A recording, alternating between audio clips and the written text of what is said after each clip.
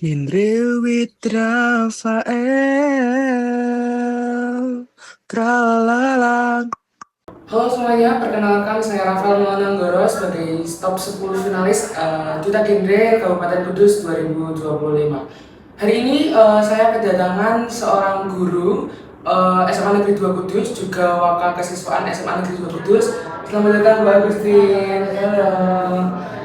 Jadi kali ini kita akan sharing-sharing mengenai masa-masa remaja saat ini. Apa sih yang dibutuhkan remaja saat ini? Judulnya sendiri, saya memiliki judul yaitu Kepala Penuh dan Hati Kosong, drama remaja masa kini. Jadi apa sih itu kepala penuh dan hati kosong? Jadi menurut saya para remaja saat ini itu kepalanya itu penuh dengan pertanyaan-pertanyaan. Akankah masa depannya begini dan begini? Apakah masa depannya berhasil atau tidak? Tapi di hatinya itu kosong. Apakah peran orang tuanya atau yang lain seperti itu. Jadi gini Bu Agustin, kita mulai dari realitanya saja ya. Banyak remaja sekarang yang merasa overthinking, mulai cemas, bahkan kehilangan arah. Dari kacamata Ibu, bagaimana hal ini mungkin sering terjadi? Oke, terima kasih pertanyaannya Mas Rafael. Kali ini saya Agustin Dwi Artanti berpendapat sebagai seorang orang tua, juga sebagai guru. Jadi saya bukan ahli, saya hanya orang yang terlibat dalam mengelola sebuah sekolah, sehingga saya bertemu dengan banyak murid. Saya juga mengasuh anak-anak saya sendiri juga usia remaja. Jadi hal itu saya hadapi pula, termasuk dinamika dan masalah-masalahnya. Terkait dengan apa yang disampaikan oleh Rafael tadi, bahwa sekarang ada fenomena anak-anak yang mengalami seperti itu, sebenarnya apa ya penyebabnya? Mungkin karena memang kali ini tuh zaman-zaman sekarang itu anak-anak mengalami banyak distraksi, banyak gangguan-gangguan. Kemudian dari gangguan-gangguan, misalnya dia gangguan dari sosial media, gangguan gadget itu sendiri, kemudian mungkin gangguan kehidupan sosial, atau mungkin hal-hal lain yang itu membuat dia tidak mengalami keseimbangan hidupnya.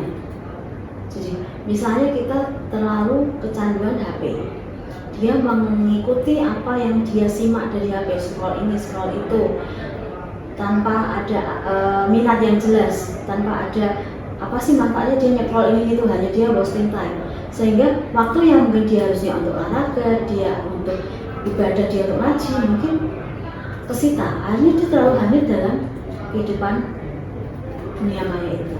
Itu salah satu distraksi yang membuat anak-anak tidak seimbang hidupnya. Mungkin dia kehilangan pegangan, akhirnya dia mengalami permasalahan-permasalahan itu ya. Salah satunya yang tadi kita katakan kesehatan mental. Oh, jadi dari HP ya Bu? Salah satunya distraksi itu. Jadi ternyata gangguan kehidupan sosial juga sangat penting. Betul, sangat berperan, sangat mempengaruhi anak tersebut perilaku. Nah, dari kehidupan tersebut ternyata itu permasalahan tersebut, salah satunya hal lagi yang sering muncul juga adalah FOMO atau takut tertinggal Bu. Terus menurut Ibu, apa dampak dari jangka panjang dari kondisi ini ke anak-anak remaja? Oke, FOMO itu fear of missing out ya. Jadi dia mengalami ketakutan kalau dia nggak bisa mengikuti apa yang terjadi pada sekitarnya, entah itu orang lain atau temannya. Dia jadi khawatir kalau dia dianggap mungkin ketinggalan zaman atau semacam itu. Itu sebenarnya ya tadi, karena dia tidak punya pegangan, dia tidak mengenal dirinya sendiri. Taruhlah misalnya temannya dia mempunyai nilai yang bagus, misalnya dia mempunyai sebenarnya dia kemampuannya tidak setinggi itu. Akhirnya dia mengalami FOMO, iri akan kepintaran temannya. Akhirnya dia mengalami jalan pintas. Itu kan kadang efek-efek dari FOMO. Harusnya dia kan menyadari, saya kemampuannya segini, kalau saya ingin prestasi yang tinggi, saya harus belajar. Dia ada semacam kesadaran, dia tahu bahwa ini loh kemampuan saya, sehingga dia tidak hanya FOMO aja menghalalkan segala cara. Atau mungkin yang kedua, tren anak-anak yang misalnya dia ke kafe, melihat fenomena kota Kudus yang mungkin daya belinya tinggi, kemudian kemajuannya mungkin pesat dengan pada tren-tren tertentu, tren kafe atau skincare. Nah itu kan kalau kita nggak punya pegangan, kita nggak kuat imannya, kadang kan anak-anak gampang FOMO. Nah harusnya anak itu punya benteng sendiri.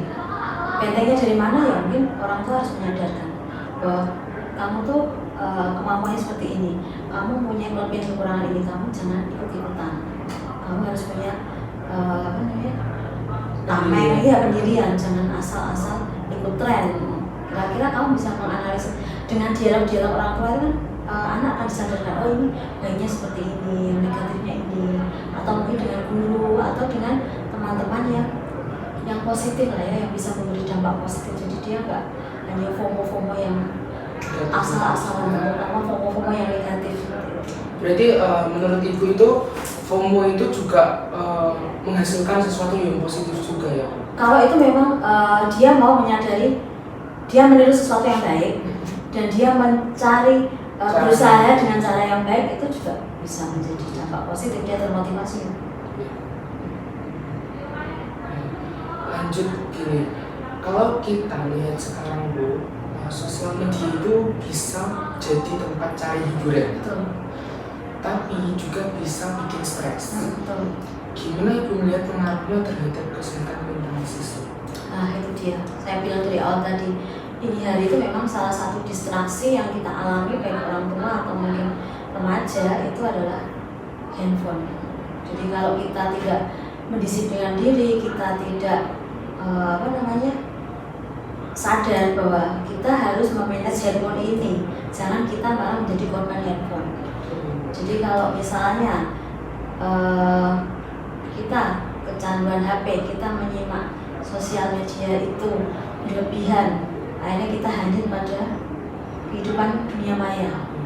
Mungkin kita akan menjadi orang yang live kan, asik dengan itu, kita kayaknya sudah aktif komen-komen, kita sudah aktif status, tapi kita lupa bahwa kita sebenarnya punya kehidupan nyata yang harus kita perjuangkan, yang harus kita persiapkan, kita tata. Nah akhirnya anak-anak itu tidak peduli sekitarnya, dia terlalu hadir dalam sosial media. Nah, itu salah satunya ya, katanya sama ranah sosial. Kemudian yang kedua, dia menjadi fisiknya yang tadi kan, coba lah fenomena siswa-siswa di sekitar kita kan, dia main HP berlebihan sampai malam, scroll TikTok, akhirnya malam hari dia nggak bisa tidur ya karena terpapar oleh cahaya HP. Kemudian tidurnya kemalaman sampai larut, bangunnya kesiangan, berangkat sekolah kacau lagi ya. Itu salah satu efek fisiknya. Atau mungkin gangguan-gangguan apalagi ya, dia malas gerak karena dia keasikan main handphone, nggak mau ikut ekstra, dia nggak mau diajak olahraga, dia nggak mau dia kan merasa mendapatkan segala sesuatu dari handphone tadi. Ada game, ada sosial media, ada interaksi. Nah, kalau itu tidak bisa dilakukan kan anak-anak bahaya, akan menjadi korban dari gadget. Terus juga jadinya akan nge-lab gitu ya, kalau sekarang nge-live kan nge-lab gitu. Makanya fenomena adanya netizen, dia riuh di sosial media, tapi kenyataan di real life mungkin dia nggak berani, dia nggak pede, nggak bisa, dia hanya riuh di chattingan semacam itu. Mengenai jadi dirinya Bu, banyak juga teman-teman yang bingung sama jadi diri. Menurut Ibu nih, bagaimana cara kita bisa lebih mengenal diri sendiri dengan distraksi zaman sekarang? Itu memang ada yang namanya manajemen diri, manajemen remaja. Jadi anak itu dikenalkan, siapa kamu, apa kelebihanmu, apa kekuranganmu, apa potensimu, apa yang harusnya kamu lakukan, apa yang jangan kamu lakukan. Usia segini kamu harusnya bisa apa, kemudian nanti ke depan kamu punya rencana apa. Harusnya memang anak-anak itu diajak mengenal hal semacam itu. mungkin melalui wali kelas, BK, atau yang punya peran penting itu orang tua. Jadi ya memang dialog-dialog itu anak kita ajak omong, kamu itu anaknya bapak ibu yang kondisinya seperti ini, kamu harusnya begini, bagaimana kalau kamu mengalami seperti ini sementara akan berdampak negatif seperti itu. Semacam itu kan biar anak-anak sadar dia suatu. Demikian juga di kelas atau mungkin dengan organisasi, sehingga dia akan semakin berkembang, dia mengetahui siapa dirinya dan dia bisa menepis sisi-sisi negatif yang itu bisa terjadi bila dia tidak sadar diri. Jadi organisasi ini sangat kayak bisa jadi buat mengerjakan batu sebagai life skill untuk ya, betul, untuk life skill, soft skill. Betul. Makanya kayak kemarin tuh kayak saya tuh harus ikut organisasi lah biar bisa berkembang kayak sosialisasinya bagus.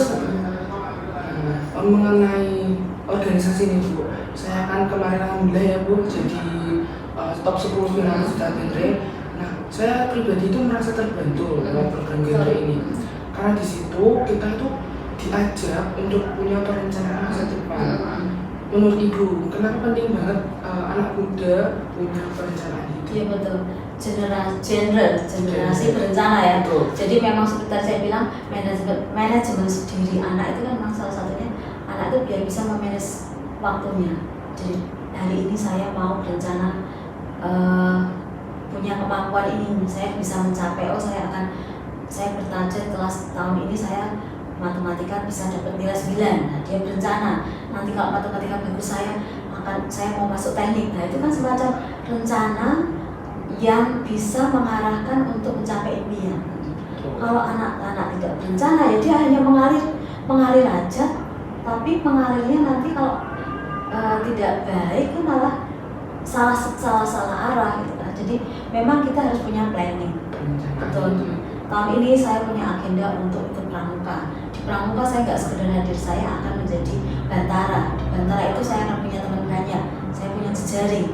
Tapi di sisi lain nanti saya jangan sampai ketinggalan pelajaran. Nanti saya mau masuk sekolah kedinasan. Nah, akhirnya kan dia akan punya langkah-langkah. Nanti kalau sudah masuk sekolah kedinasan, saya mungkin akan jadi perwira misalnya. Saya akan itu semacam cita-cita yang step by step dia akan melangkah. Berarti saya harus jaga fisik saya nggak boleh makan yang tidak sehat. Saya harus olahraga. Itu kan akhirnya dari rencana-rencana itu akan menelurkan langkah-langkah yang bagus. Itu berarti sangat penting sekali ya Bu. Perencanaan hidup tuh sangat penting banget buat masa depan kita. Nah, yang terakhir nih Bu, ada nggak sih pesan untuk teman-teman remaja saat ini mungkin yang merasa putus asa atau kehilangan arah nih? Ada nggak Bu kayak motivasi gitu? Pada dasarnya kembalilah pada hidup yang seimbang. Agama sudah mengajarkan, masyarakat sudah mengajarkan nilai-nilai semacam itu. Jadi kalau hidup kita tertata sesuai ajaran agama, sesuai norma-norma masyarakat, sesuai aturan negara, aturan sekolah, saya kira nanti kan hidup kita akan teratur kan. Dan kita bisa mengerem diri kita sendiri, tidak hadir dalam sesuatu yang sia-sia.